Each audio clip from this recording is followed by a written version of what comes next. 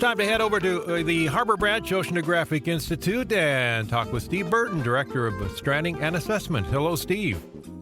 Hey, good morning, Bob. How are you doing? I'm not too bad. How about you? Doing pretty good. So what you do is you respond to any strandings that happen around here and elsewhere too, I guess. But you also kind of keep track of sea life around here, right? Yeah, we respond to the dolphins and whales in our permitted area from National Marine Fisheries, which is Indian River, St. Lucie, and Martin counties. But you're right, we do also go throughout the state when our partners ask for help. And we had a couple of incidents recently that kind of sad, I would say.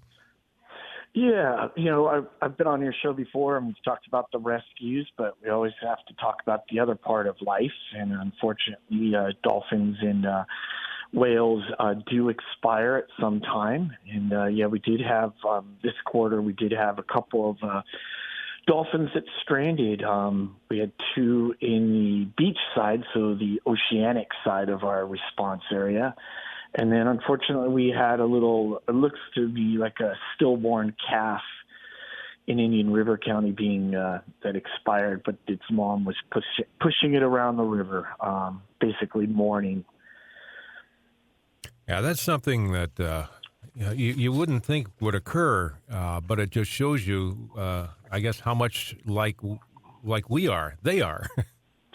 Yeah, dolphins are one of those species of animals that does display characteristics like we do when we lose a loved one. The mom dolphins, when they lose a calf or stillborn, are known to push that animal around. They'll, use their rostrum, which is their snout, and that's the mother. And she'll be pushing that calf around, and it can last for a week.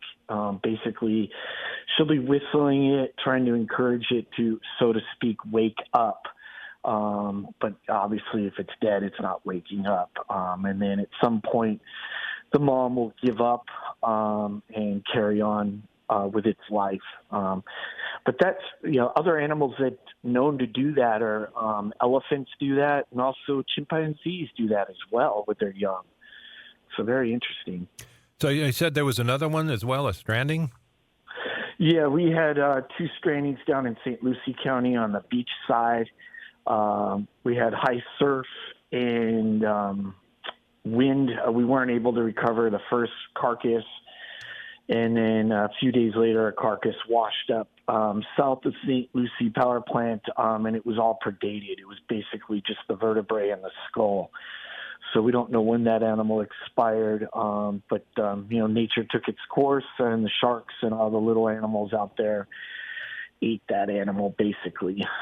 So unfortunately, we're not able to tell through a necropsy what the cause of death was, other than it was just predated on.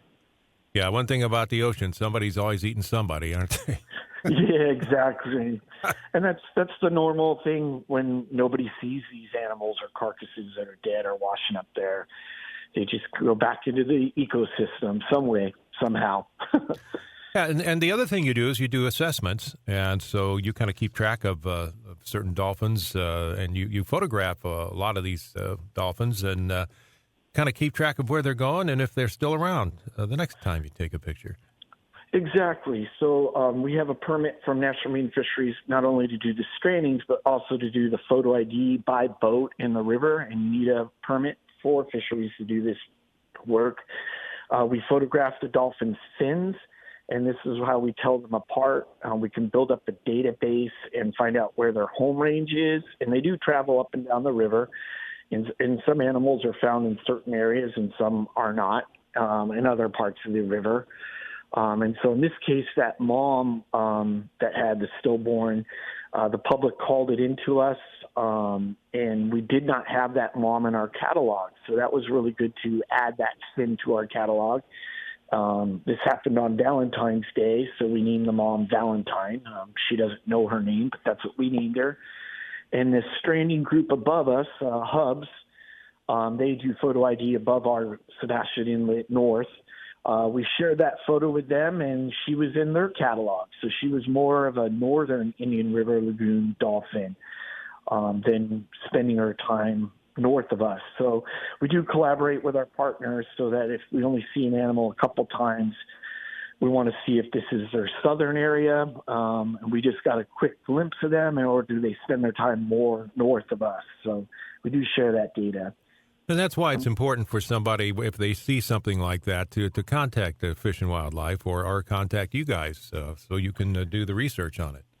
Yes, please. So this was great with Valentine's calf. The public was calling it in all week, and we would respond or check their videos or photos from shore. And that hotline is 888-404-3922. Again, that's the FWC hotline. So that works for dolphins, whales, manatees. And that is 888-404-3922. And if you call that in the state of Florida, they will get a rescue group like Harbor Ranch, and we can take a look at that animal and see what's going on. Do you find that most of because you've been doing this for a while now, do you find that most of the dolphins are kind of homebodies? They kind of stay in a certain area, or do they eventually wander off and go somewhere else? It looks to us through our 3.5 years of doing this on our permit that they do move around seasonally, trending. Obviously, they're probably following their prey.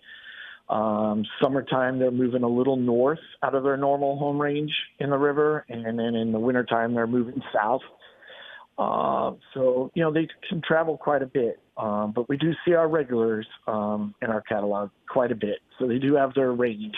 And we can always go, hey, I think we're going to see Jenna today, or another animal. It's regrow. This is her area. All right. Well, Steve, anything else you'd like to add before we go? No, I just thank you so much for always letting me come on and passing on that FWC hotline, and I really appreciate the public looking after the Indian River Lagoon and the dolphins that live in it. Thank you so much. All right. Thank you, Steve. We'll talk again soon. Thank you, Bob. Steve Burton, Director of Stranding and Assessment at Harbor Branch Oceanographic Institute.